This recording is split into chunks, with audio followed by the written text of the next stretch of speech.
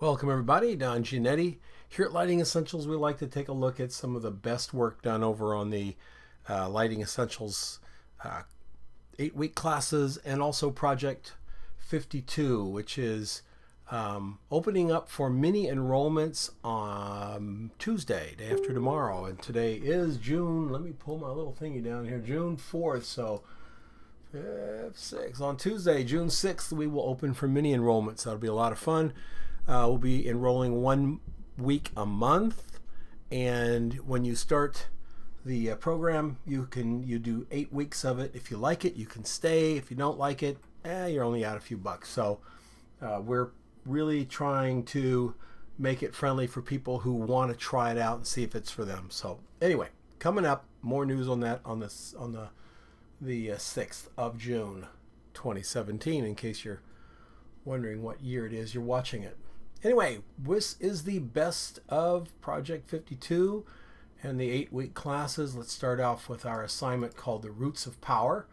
In this assignment, the photographers were given this layout with this big black band here, and it's for a point of purchase, a POP.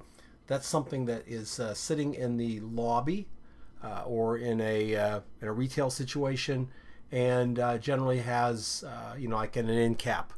It's a large thing. It's point of purchase. It's right there. The instructions for this was, it's a poster, and at the bottom there are 4 little plastic cans that hold brochures that the retail person can take. The customer can take those brochures. So the background had to extend down there, but it didn't. It couldn't be anything that was vital to the photograph. The cans would, obviously be able to see through them and around them, etc. So we wanted that photograph to extend.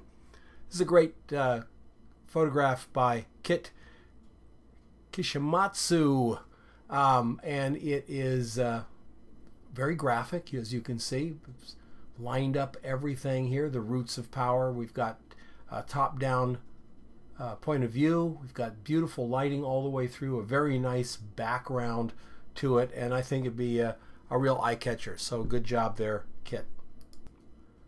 Next up is Dale Frederick with from the cosmetics part of our 8-week product course, and it's a very graphic but simple shot, well done.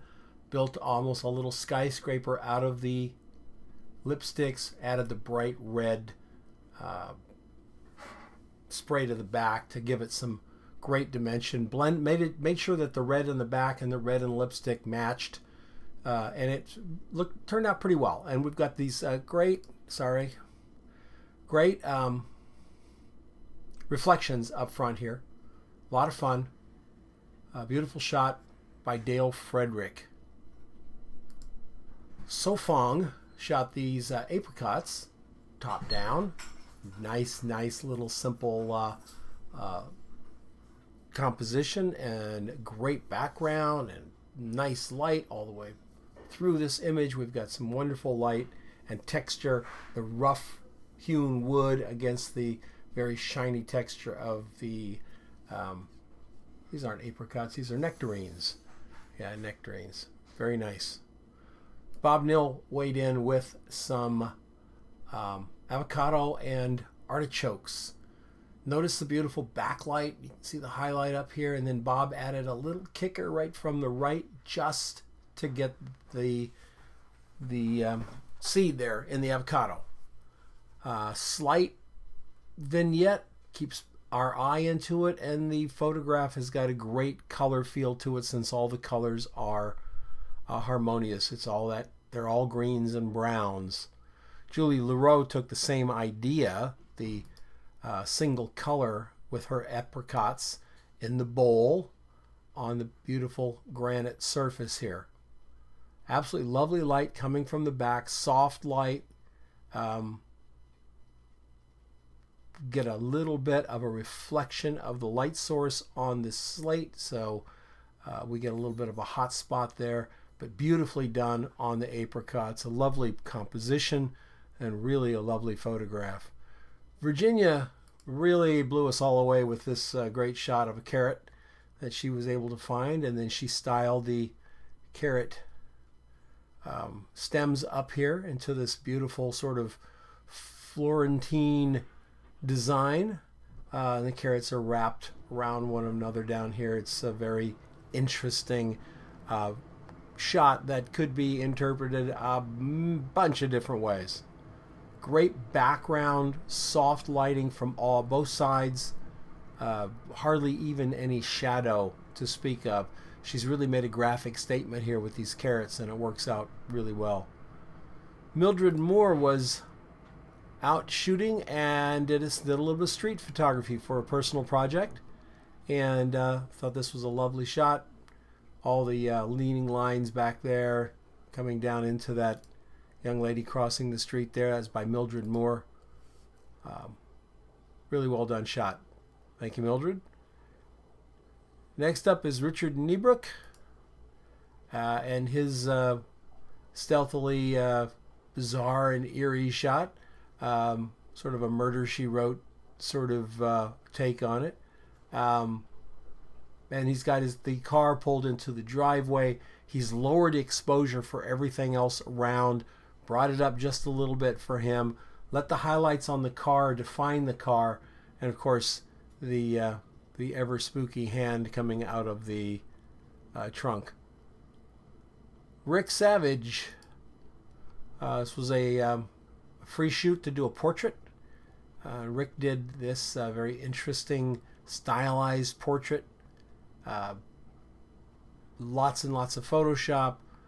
A very, I don't know how to describe it. A very interesting and playful way to create this multi-image composite, and it's such an eerie and strange photograph. I thought it was very cool. Good job, Richard. France did this particular shot late in the day, added a strobe to get this super shadow here. Notice this is again from the Roots of Power exercise, and notice how down below there's some little sprigs of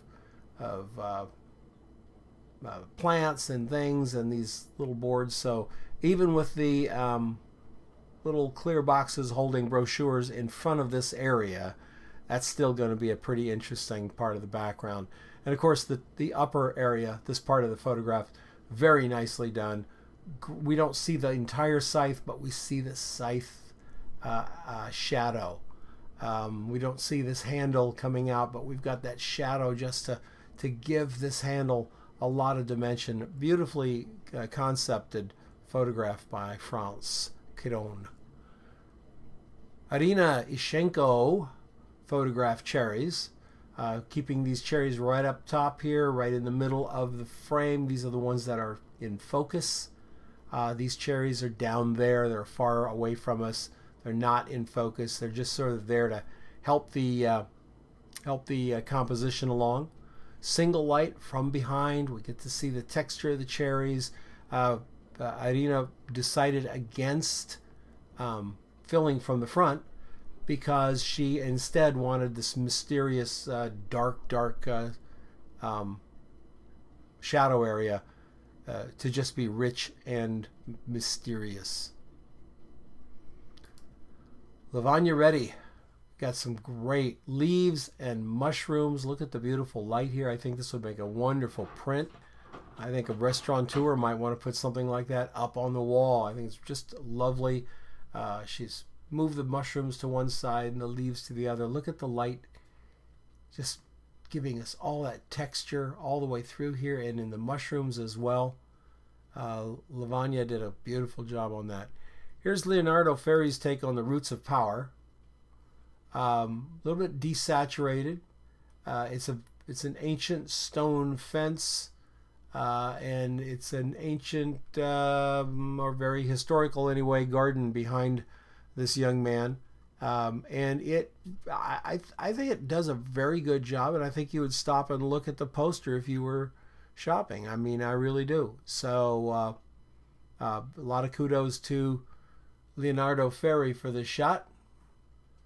Siobhan Hoyt turned in a very simply done but difficult to do if you haven't tried shooting cosmetics in their gold containers and their silver glossy boxes. Give it a shot. It is really much harder than you think. Siobhan did a great job with this image. We've got beautiful highlights running down the lipstick tube here that gives us the roundness. We've got texture defining highlights all the way through here, by this highlight transition being softer than this highlight transition. We know that this one is super shiny like chrome. Absolutely shiny, mirror finish, because the transition is absolute. That's a light source being reflected.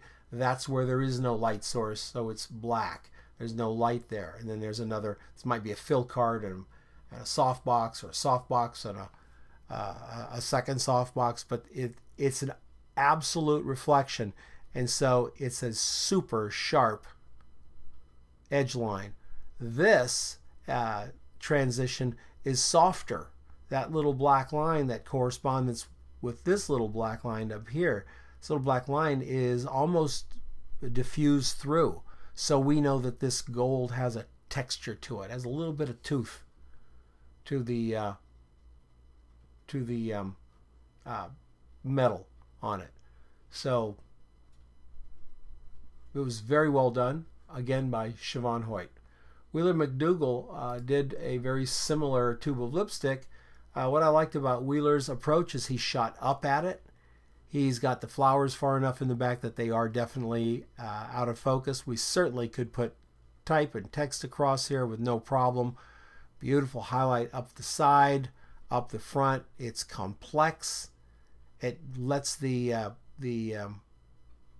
lipstick container really show off, and really well done out in here, down in the cap area. My only complaint, maybe we could bring this out a little bit right in here. My mouse to get big. There we go. Come on, mouse, get big. Yeah, well, anyway. Right in this little dark area here. Might have put a small fill card out here just to get a gradient on here. But at the same time, when we do that, it also shows up in here. So there's lots of things that we can challenge ourselves with to make a shot. But that's the top 15 as chosen by me for last week, and I hope you enjoy them. Project 52 is over at 2016 Project 52. No, I'm sorry, Project 52. Gosh, it's down below. Check the little YouTube thing down below, and you can link over to Project 52. And thanks for coming along here at Lighting Essentials. I appreciate it, and have a great day.